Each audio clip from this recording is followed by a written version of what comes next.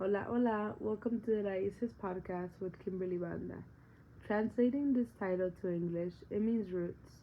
I've been wondering recently more about the history of my own life, being born in Texas to Mexican immigrants. Hence, the topic of today will be diving deeper into historical roots, more specifically the Mexican American War. On May 13, 1846, the United States declared war on Mexico, beginning the Mexican American War. The Mexican American War can be considered as an underrated pivotal moment in U.S. history. It paved the way for so many other important events, from the expansion and dispossession of indigenous people, the California Gold Rush, and American Civil War. It added the states of California, Texas, New Mexico, Utah, Arizona, Nevada, and parts of Colorado and Wyoming to the United States. American success in the war solidified belief in the concept of manifest destiny, confirming that the idea that the United States had been destined by divine entities to expand into continental empire resembling the present day nation. For proponents of slavery and abolition, the new territory provided a source of conflict over whether slavery would expand and continue into the West. For the major military leaders of the Civil War on both the Confederate and Union sides, including such Pig War figures as Winfield Scott, George Pickett, and William Harney, it was crucible in which their skills were tested, their tactics were formed, and they built the bonds of camaraderie that they relied on during the Civil War. The Mexican-American War was sparked by a boundary dispute between the United States and Texas over the Nueces Strip. Mexico refused to acknowledge Texas as part of American territory, and the annexation of Texas by the United States further strained relations with Mexico. Rather than seeking to resolve the issue peacefully, President Polk deliberately exacerbated tensions with Mexico in order to incite a conflict. In January 1846, Polk directed American forces into this disputed territory, leading to a confrontation in April, when General Zachary Taylor's army of around 4,000 men entered the Nueces Strip.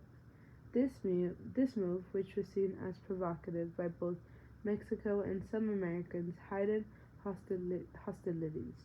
Colonel Hitchcock, a member of Taylor's army, observed from the front lines that the deployment seemed designed to instigate a war, with the ultimate goal of expanding American territory into California and beyond.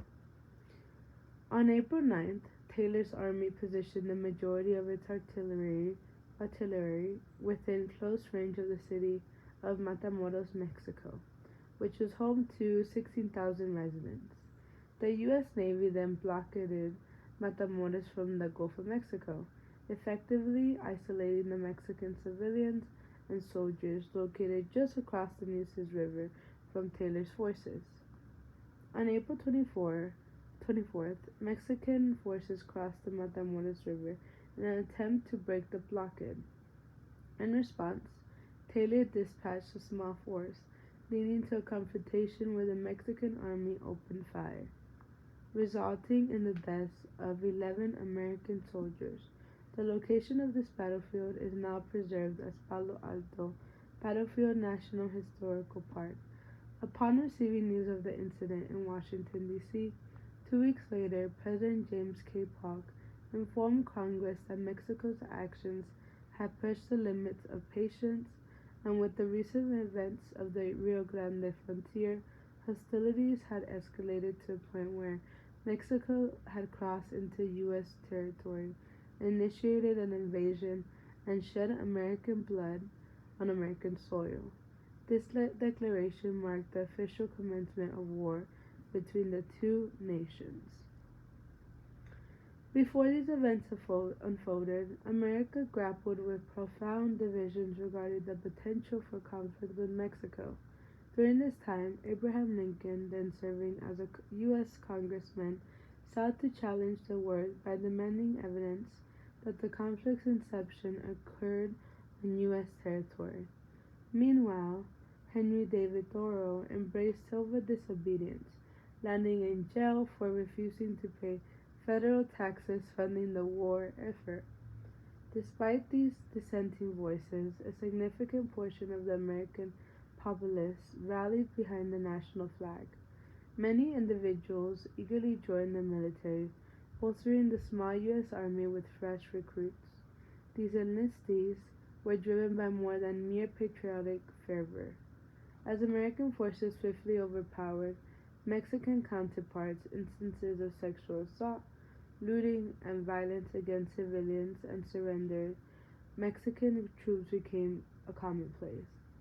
At the apex of authority, Commanding General Winfield Scott compelled Mexican officials to pay sub- substantial ransoms, which provided crucial support for under-resourced American troops in the field. Historian Amy Grimberg has further illuminated how prevalent racist beliefs, viewing Mexicans as racially inferior, along with anti-Catholic prejudice, serve to rationalize violence and what contemporary standards would deem as war crimes against Mexican combats and non-combats alike. The U.S. military achieved remarkable success through a blend of innovative tactics, skilled leadership, fortuitous circumstances, and ruthless tactics. Within just 60 months of the war's outset, American forces seized Mexico City, while units engaged in battles across California and New Mexico, facilitating the acquisition of extensive territories.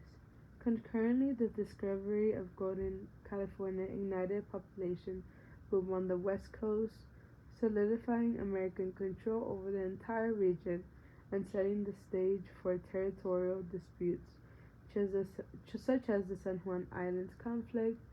In 1836, Texas secured independence from Mexico. Initially, the United States refrained from annexing it, but primarily due to the opposition from northern political factions wary of incorporating a slave-supporting state. Meanwhile, the Mexican government sponsored border raids and warned of war in response to any annexation attempts. The U.S. Advancement into Mexico. During this period, only around 75,000 Mexican inhabitants resided north of the Rio Grande, allowing U.S. forces under Col. 7 Watts, Kearny, and Commodore Robert Field Staunton to subdue these territories with minimal resistance. General Zachary Taylor similarly faced little opposition in his advance, culminating in the capture of Monterrey in September. Facing mounting losses, Mexico turned to the familiar figure of General Antonio Lopez de Santa Anna, who had been in exile in Cuba.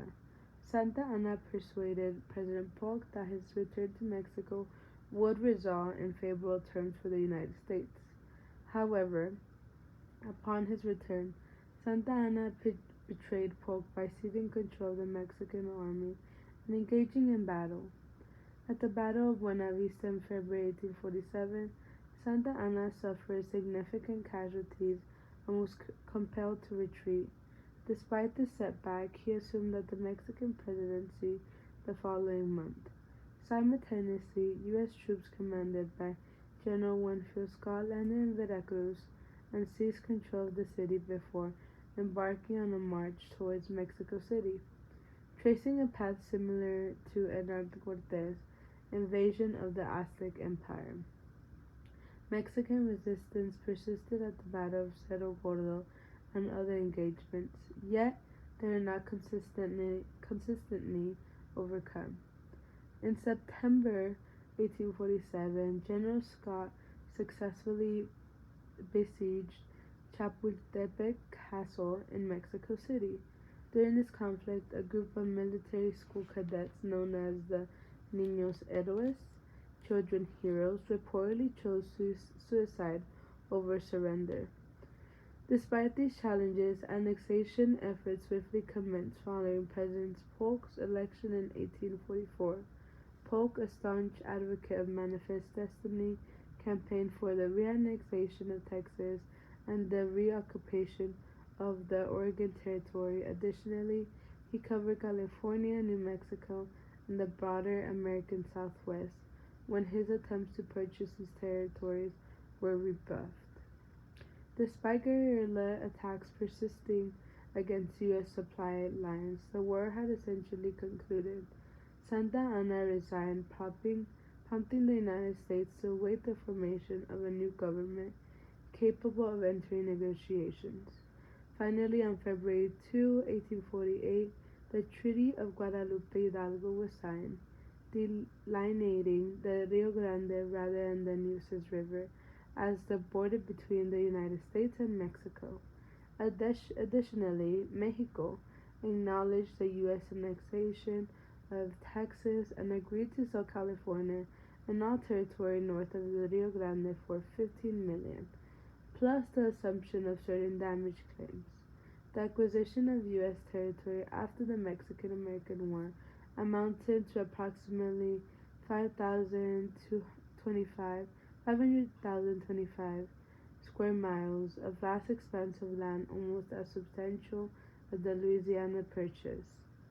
Despite the cessation of hostilities with Mexico, the struggle over the newly acquired territories, including debates on the permissibility of slavery within them, had only just begun. Many U.S. officers and soldiers who had fought in the Mexican-American War would soon find themselves once again engaged in conflict, this time against their own fellow countrymen in the Civil War. I myself, who has grown up in the Rio Grande Valley, more specifically born and raised in Edinburg, Texas, often think about the war. What would life have been like if I was in Mexico, or I was in a state that was considered to be of this identity? As the daughter of immigrants with occupations of cleaning houses and cutting yards, this life by the border is unique. The culture of the Rio Grande Valley, RGV, is its own, nothing like what I am living now in California or have experienced. With this, I believe it's important to recognize the historical roots of what soil we stand today. Gracias. Thank you for listening to my podcast.